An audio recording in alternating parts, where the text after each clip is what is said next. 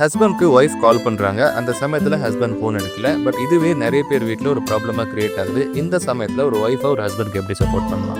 சில நேரம் வைஃப் ஹஸ்பண்ட்க்கு கால் பண்றாங்க, ஹஸ்பண்ட் கால் பிக் பண்ணல, திருப்பியும் பேக் டு பேக்ஸ் கால் பண்றாங்க, ஸ்டில் ஹஸ்பண்ட் அவங்க கால் பிக் பண்ணல. உடனே வைஃப் மனசுக்குள்ள ஒரு பயம், ஏன் என்னோட கால் பிக் பண்ண மாட்டேங்கிறாங்க? ஒருவேளை நான் ஏதாவது தப்பு பண்ணிட்டேனோ, இல்ல என்ன இக்னோர் பண்றாங்களா, இல்ல அவங்க யார் கூடாவது வெளியில போயிருக்காங்களா அப்படின்னு. வெயிட் இதெல்லாம் யோசிக்கிறதுக்கு முன்னாடி இப்படி யோசிச்சு பாருங்க. உங்க ஹஸ்பண்ட் மேபி ஒரு மீட்டிங்ல இருந்திருக்கலாம், இல்ல டிரைவிங் பண்ணிட்டு இருந்திருக்கலாம், இல்ல யாருக்காவது உதவி பண்ணிட்டு இருந்திருக்கலாம். மேரேஜ்ன்றது எப்பவுமே சேர்ந்து இருக்கிறது மட்டும் இல்ல, ஒருத்தருக்கு ஒருத்தர் நம்புறது, அவங்களுக்கான தனி ஸ்பேஸ் கொடுக்கறது தான். ஒரு நல்ல மனைவி உடனே கோபப்பட மாட்டாங்க, பொறுமையா ஒரு பேஷன்ஸோட காத்துட்டு இருப்பாங்க.